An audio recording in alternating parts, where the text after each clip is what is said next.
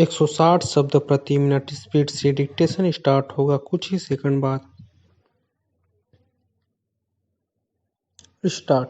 मैं एक और बात की ओर आपका ध्यान दिलाना चाहता हूँ। यह सभा बहुत उचित रूप से इस विषय में सतर्क है कि हमारी शासन संबंधी सेवाओं के विकास में अपव्यय को रोका जाए। एक समिति बैठाई जा चुकी है तथा अन्य समितियां भी जो इस विषय पर विचार कर रही है।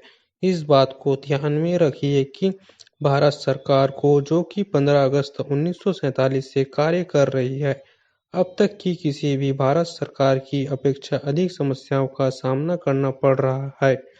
एक तो पहले ही सरकारें सामाजिक ध्येय को जो उनके सामने होता था, अपना मुख्य कार्य या उतने ही महत्व का कार्य नहीं समझती थी, जितना कि हमें समझना चाहिए। दूसरे यह विदेशी मामलों का क्षेत्र ले लीजिए, जिसके बारे में मैं बोल रहा हूँ। उस समय कोई विदेशी मामले नहीं थे। हमारे लिए अपनी विदेशी और अंतर्राष्ट्रीय स्थिति का निर्माण करना एक बिल्कुल नया प्रयास रहा है, जिससे लाज़मी तौर पर हमें यहाँ और विदेशों में अपने कर्मचारी वर्ग में काफ़ी वृद्धि करनी पड़ी है और बहुत धन व्यय करना पड़ा है।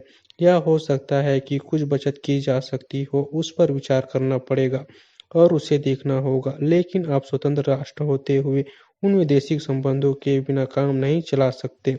भारतीय सारे संसार में फैले हुए हैं, हमें उनके हितों को देखना है। प्रवासी भारतीयों के अतिरिक्त और भी हमारे हित हैं, जिन्हें हमें देखना होगा।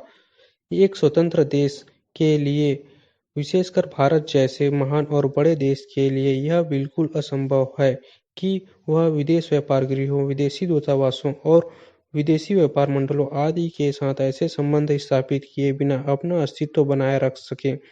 मैं इसकी चर्चा इसलिए करता हूँ कि अक्सर इसकी आलोचना होती है कि हमारे दूतावास सारी दुनिया में फैले हुए हैं और कभी-कभी मुझसे कहा जाता है कि मुझे एक तरह की सनक हो गई है और यह भी मैं भारत की मुसीबतों को भूल जाता हूँ और मैं उन पर ध्यान नहीं देता और मैं सिर्फ राजदूतों को बाहर भेजने की बात सोचता रहता हूँ।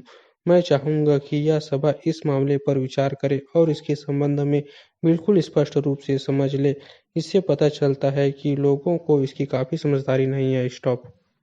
डेली इसी तरह के न्यू डिक्टेशन पाने के लिए इस चैनल को लाइक, शेयर एंड सब्सक्राइब करना ना भूलें। Thanks for watching.